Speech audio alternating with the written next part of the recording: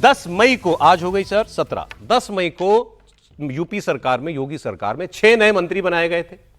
2 मंत्रियों का प्रमोशन हुआ था, लेकिन शपथ का 1 हफ्ता बीत गया, आज 17 तारीख हो गई है, नए मंत्रियों को विभाग नहीं मिले। मंत्रालय के बंटवारा अब तक जो है फाइनल नहीं हो पा रहा है। सवाल पूछा जा रहा है कि आखिर भाई प्रॉब्लम कहां है, क्या पेच फंस गया है, यूपी में नए मंत्रियों को विभाग क्यों नहीं दिए जा रहे। आमतौर पर विभाग जो है, जब मंत्रिमंडल होता है, मैं तो केंद्र की बात करता हूं, दोपहर में मंत्रिमंडल विस्तार होता है और शाम को विभाग आ जाते हैं, रात तक आ जाते हैं, अगले दिन आ जाते हैं। यहां 1 हफ्ता बीत गया है। अब मंत्रिमंडल विस्तार में जिन 8 नेताओं को जगह दी गई थी, उसमें 2 कैबिनेट मंत्री हैं, 2 स्वतंत्र प्रभार राज्य मंत्री हैं, 4 नए राज्य मंत्री हैं। लेकिन 1 हफ्ते बाद भी ये इंतजार ही कर रहे हैं कि हमको डिपार्टमेंट दो तो हम कुछ काम करें।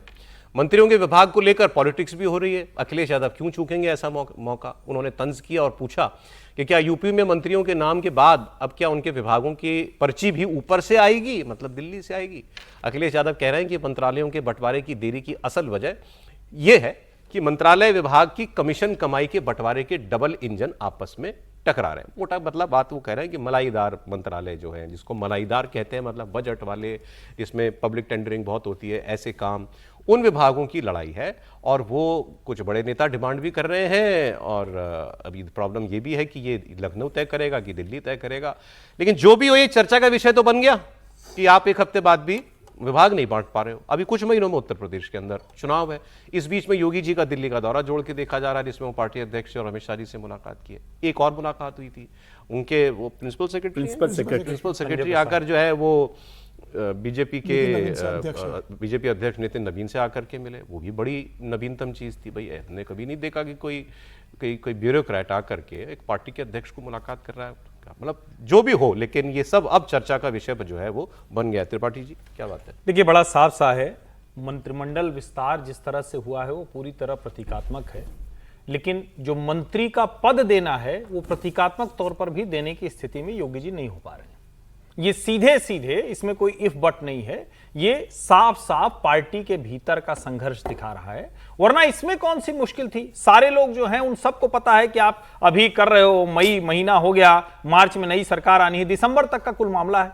उसके बावजूद मंत्री पद नहीं बांटे जा पा रहे। दरअसल इसमें मंत्री पद बांटने से जो है एक संदेश का भी है कि क्या योगी जी पूरी तरह से पावरफुल हैं या फिर दिल्ली जो कहेगा उसको भी सुनेंगे। अब दुर्भाग्य यह है कि जो सब कुछ ठीक चलता दिख रहा था, अभी मैसेजिंग ऐसी जा रही है कि दिल्ली कुछ और चाहता है, योगी जी कुछ और चाहते हैं। ये पार्टी के लिए जो चुनाव में जा रही हो सत्ताधारी पार्टी, उसके लिए बहुत अच्छा नहीं। भाई आपने जब मंत्री, मेरा कहना है कि जब मंत्री बना लिया तो हाथी निकल लिया पूंछ की बात है ना।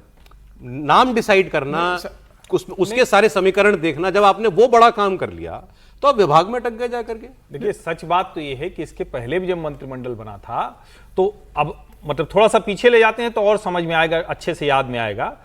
AK शर्मा एक समय में आए थे तो लग रहा था कि वो डिप्टी CM बनेंगे, क्या हो जाएंगे। अंत में क्या हुआ, तो श्रीकांत शर्मा की जगह हटाकर AK शर्मा दोनों दिल्ली के प्रतिनिधि के तौर पर देखे जाते हैं।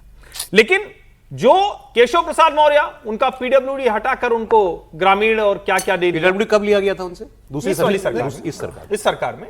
तो चूंकि वो चुनाव हारे थे तो योगी जी के पास भी अवसर था और उस वक्त उनका मनोबल बहुत डाउन था। और अभी तो कुछ ऐसे लगता है कि जैसे केशव प्रसाद मौर्य कुछ करने की स्थिति में ही नहीं है।